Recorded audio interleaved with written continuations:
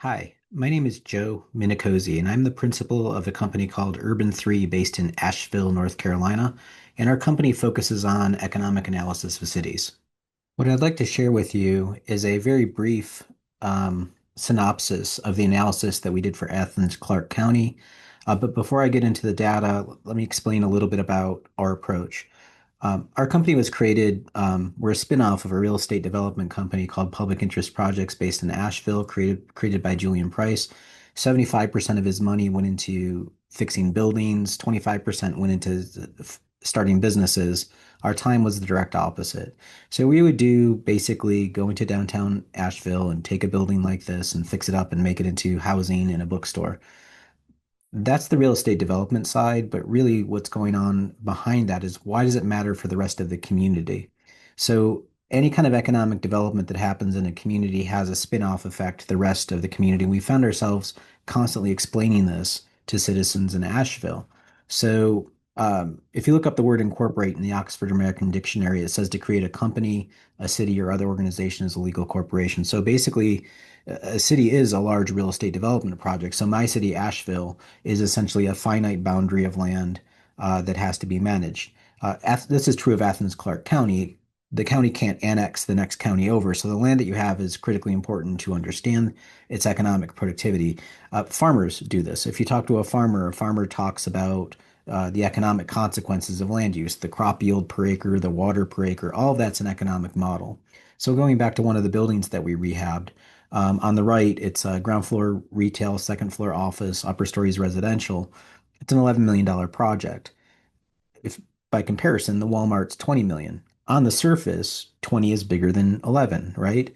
But it realized it took 34 acres of my community to make Walmart happen versus zero point 0.2 acres for our building. So that's really an apples and oranges comparison. Apples to apples, if you want to know the taxes per acre, we're producing about 100 times more taxes per acre. So if I had 34 acres of our building, that would be significantly more than 34 acres of Walmart. We produce about double the sales taxes as the Walmart, um, a lot more residential and a lot more jobs.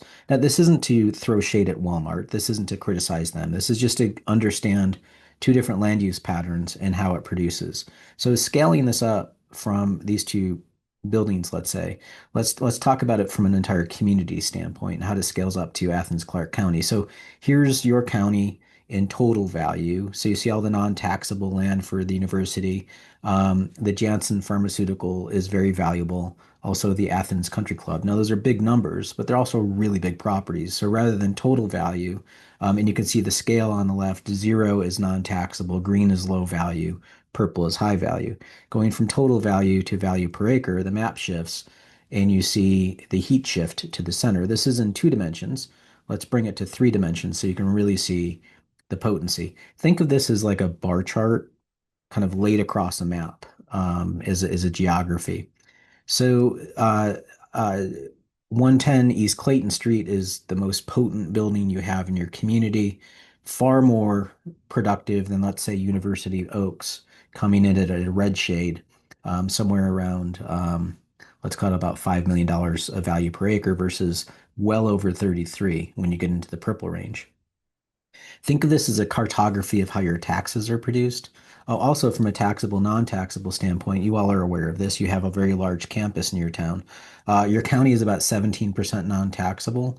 When you look at just the university a piece of it, oh, sorry, you have development authority land as well, which is a non-taxable. But your university is about 6% of the non-taxable. It's a big chunk. But on data that we've seen in other counties, this isn't an outlier when it comes to a county that has a large state university in it. Think of Eugene, Oregon, or Gainesville, Florida. All those places have that kind of stuff. So back to your model, these are just basically some buildings to show you the relative productivity in your community and where they stand up on the bar chart from a productivity standpoint. That's the revenue side from a productivity, property tax standpoint. We also modeled your sales tax. At a county level, you're looking at about 20% of your revenue comes from sales tax. This is just the sales tax version. Now, only certain properties produce sales tax, but it is pretty sizable in certain locations. So these are the properties. Stacking the property tax on top of this, you can see that the bar chart on the right that 72% is coming from the sales tax versus 28% from your property tax. And you can see that some are more productive in property tax while others are more productive in sales tax. Kind of zooming in so you can see it more in detail. We'll just walk through a couple of properties. The Olive Garden, you can see is mostly sales tax with a little bit of property tax. The apartments, however, are all property tax and no sales tax, though those individuals are shopping in your community. This is Chili's Bar and Grill, and then Slater's Steakhouse. What's interesting note about Slater Steakhouse is this is, I don't know if you can see in fuchsia there, the property tax is a smaller part of the overall contribution of the sales tax. But to scale that restaurant versus, let's say, the Olive Garden, and I just slid that bar over, you can see how much more Slater's produces versus Olive Garden. Now, again, this isn't to criticize one versus the other. It's just to be mindful of where the money's coming from. Which brings me to a great quote from Jack Stack, who wrote the book, The Great Game of Business. A business should be run like an aquarium where everybody can see what's going on, what's going in, what's moving around, and what's coming out. So to look at your community is in the same way through a high level of transparency. I've shown you where the money's coming out, but what's going in. And that starts with your infrastructure. Now you have several physical infrastructures that make real estate worth anything really. It's like your land is worth nothing until that infrastructure gets there, the roads, the stormwater, and you'll note that they're all different lengths of pipe and lane miles. So basically, if you're to run your stormwater out of Athens, it would get you to Spartanburg, putting the pipes end to end. Your sewage system would get you to Richmond. Your water system would get you to New York City. Think of that. You have to build a pipe to New York City, and when that pipe fails, you have to rebuild that pipe to New York City. Your roads will go all the way to Portland, Maine. So every approximately 50 years or so, you have to effectively rebuild that road to Maine. Now, this doesn't happen all at once. It based on when the road was laid.